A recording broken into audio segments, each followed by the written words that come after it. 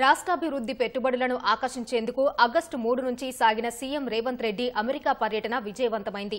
ముఖ్యమంత్రితో పాటు మంత్రి శ్రీధర్ బాబు, అధికారుల బృందం హైదరాబాద్ శంషాబాద్ విమానాశ్రయానికి చేరుకోగా కాంగ్రెస్ శ్రేణులు ఘన స్వాగతం పలికాయి. రాష్ట్రానికి భారీగా పెట్టుబడులు తీసుకువచ్చిన రేవంత్ రెడ్డికి ధన్యవాదాలు తెలిపాయి.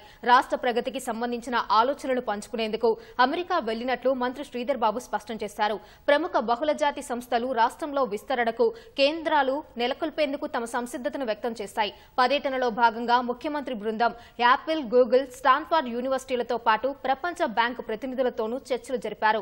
అమెరికా పర్యటనలో 31,532 కోట్ల రూపాయల పెట్టుబడులను సాధించినట్టు ప్రభుత్వ వర్గాలు వెల్లడించాయి. అమెరికా పర్యటనలో 19 కంపెనీలు రాష్ట్ర ప్రభుత్వంతో కలిసి పనిచేసేందుకు అవగాహన ఒప్పందాలు చేసుకున్నాయి. వీటి వల్ల రాష్ట్రంలో 30,750 కొత్త ఉద్యోగాలు లభించనున్నాయని ప్రభుత్వ వర్గాలు తెలిపాయి.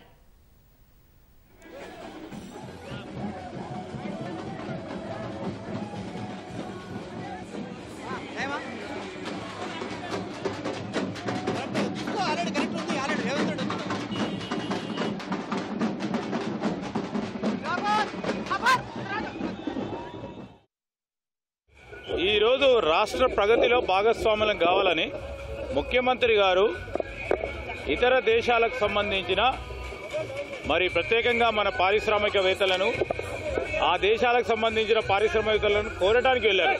సార్, ఫ్యూచర్ స్టేట్ గా తెలంగాణ అభివర్ణిస్తూ అమెరికాకు పరిచయం చేశారు. ఎట్లా అనిపిస్తుంది సార్ ఇక్కడ తెలంగాణ సమాజానికి? డెఫినెట్లీ అక్కడ చాలా ఎంకరేజింగ్ గా ఉంది. ప్రత్యేకించి ఈరోజు కానీ రేపు రాబోయే కాలంలో కానీ ఇండియాలో పెట్టుబడులు పెట్టాలంటే హైదరాబాద్కు వస్తామనే ఉత్సాహం చూపెట్టారు.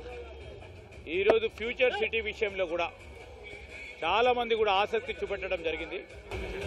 మేము రాబోయే 2-3 సంవత్సరాల్లో రాష్ట్ర ప్రగతి ఎన్ని విధాలుగా ఎన్ని రెట్టింపులతో ముందుకు పోవటం జరుగుతుందో ఈరోజు అడుగులు వేసాం, చూపెట్టడం జరుగుతుంది. కాగ్నిజెంట్ అనే కంపెనీతో పాటు ఇతర కంపెనీస్ సంబంధించి కూడా తెలంగాణలో హైదరాబాద్లో పెట్టుబడులు పెట్టాలని ఆసక్తి చూపెడతా ఉన్నారు. వారికి ఒక నమ్మకం, ఒక అభయం ఇవ్వడానికి ముఖ్యమంత్రి గారు పర్యటన చేయడం జరిగింది.